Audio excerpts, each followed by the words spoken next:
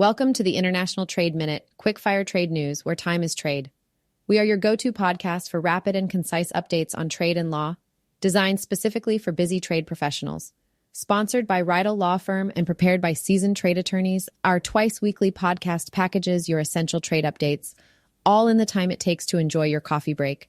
Subscribe now on Apple Podcasts, Spotify, and Google Podcasts, and join the conversation with a network of like-minded professionals on LinkedIn. Where time is trade, make every minute count. In today's episode, we're unpacking a series of groundbreaking news stories that are shaping the landscape of international trade. Let's dive in. In our first story, we're breaking down a monumental story shaking the foundations of the virtual currency world. The U.S. Treasury has just announced its largest ever settlements with the world's largest virtual currency exchange, Binance, for violations of U.S. anti-money laundering and sanctions laws. This is a game changer for the industry and a wake-up call for virtual currency platforms worldwide.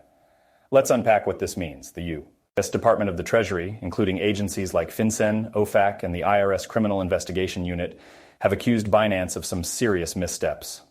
Binance, which handles an estimated 60% of centralized virtual currency spot trading, has been under scrutiny for failing to implement robust programs to prevent and report suspicious transactions.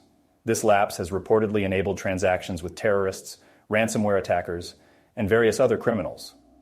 In response, Binance has settled for an eye-watering total of over $4 billion in penalties. This includes $4 billion penalty from FinCEN and $968 million from OFAC. These settlements are part of a broader agreement, which also involves resolutions with the Department of Justice and the Commodity Futures Trading Commission.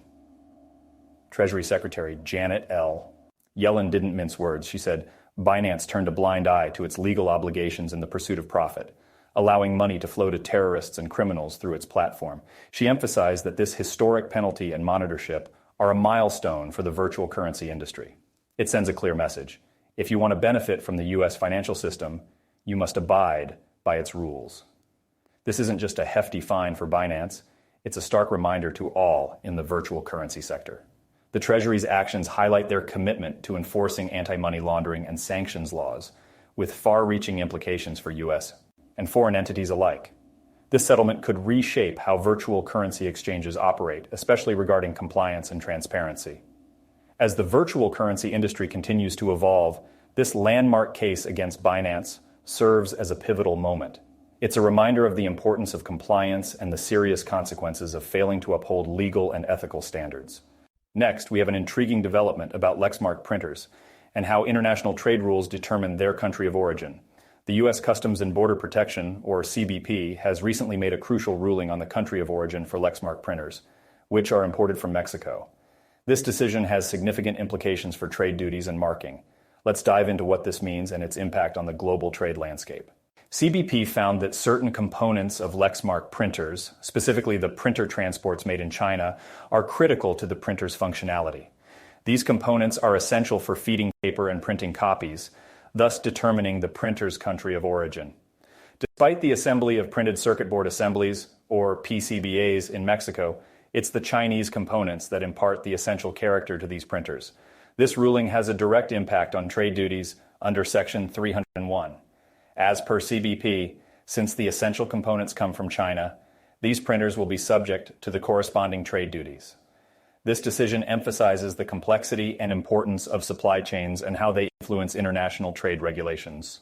For Lexmark, a company importing its MS, MX, and CS-CX printer models into the U.S. from Mexico, this ruling could mean a reevaluation of their manufacturing and assembly processes. The printers, which include both monochromatic and color multifunction and single-function machines, now face a new set of regulatory and financial challenges due to their designated country of origin. This case is a textbook example of how global supply chains and manufacturing processes are dissected under international trade laws. It underscores the importance for companies to understand and comply with these complex regulations, especially when components are sourced and assembled in multiple countries. The Lexmark printer's ruling by the CBP is more than just a decision on trade duties. It's a reminder of the intricate nature of international trade and the importance of compliance with global trade regulations. In this segment, we're examining a new move by the Bureau of Industry and Security, or BIS, that's reshaping the landscape for semiconductor exports. The BIS has recently launched a process for notifications related to the export of certain semiconductors. This comes in the wake of new control parameters announced last month. We're looking at what this means for the tech industry and international trade. Under the updated restrictions, BIS requires companies to submit notifications through the newly established License Exception Notified Advanced Computing, or NAC. This is particularly relevant for exports of specific chips to China, Macau, and other destinations under U.S. arms embargoes. For those in the semiconductor industry, it's crucial to understand the new requirements. Notifications must include detailed technical information, like the total processing performance and performance density of the item. BIS also mandates supporting documentation showing the design and marketing aspects of the product. Here's where it gets more specific. Each NAC notification is limited to 6 items, and BIS recommends limiting it to 1 model number per notification. Moreover, only 1 ultimate consignee and 1 end user are allowed per notification.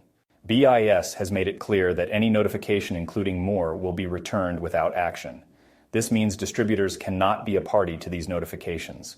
Companies can track the progress of their NAC notification through the Stella system. That's the system for tracking export license applications. Once approved, a unique NAC authorization number is provided for use in automated export system filings. This step is crucial for compliance and operational efficiency. This move by BIS is not just a regulatory change. It's a strategic shift in the technology trade landscape, reflecting the critical nature of semiconductor technology in global commerce and security. For companies in this space, staying ahead of these regulations is key to maintaining smooth international operations. Last but certainly not the least, we're delving into a significant development in U.S.-China relations concerning trade secrets protection and semiconductor export controls. This story comes as officials from the U.S. and China prepare for a critical meeting in January. The agenda? To engage in technical discussions aimed at bolstering trade secrets protection. This meeting follows recent tensions and dialogues over U.S. export controls, particularly in the semiconductor industry. Let's explore what this means for international trade. The U.S. Commerce Department announced that these discussions will bring together subject matter experts from both countries. The focus? To strengthen the protection of trade secrets and confidential business information, especially during administrative licensing processes. This move indicates a mutual interest in safeguarding intellectual property, a cornerstone of healthy international trade relations. During a recent meeting with China's Commerce Minister Wang Wentao, U.S. Commerce Secretary Gina Raimondo made it clear. Protecting national security is a non-negotiable aspect of U.S. policy. She emphasized that U.S. export controls are precisely targeted at technologies with clear national security implications or foreign policy objectives. This is not about containing China's economic growth, but rather about ensuring global security and compliance. In response to the USA's updated export controls on semiconductors and chip-making equipment, China has expressed concerns.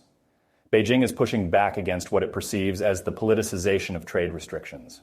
The Chinese Commerce Ministry has voiced worries about these new rules and their impact on normal trade and investment exchanges, highlighting the global ramifications of these policies. Looking ahead, the first meeting of a new U.S. China Commerce and Trade Working Group is planned for the next quarter. Both sides have expressed a commitment to pragmatic, constructive, and fruitful communications on key economic and trade relations. This collaboration could be a significant step towards addressing shared concerns and fostering a more stable trade environment. As the U.S. and China navigate these complex trade issues, their discussions could set the tone for future international trade policies, especially in technology and intellectual property protection. We'll be keeping a close eye on the outcomes of these meetings and their implications for global trade dynamics.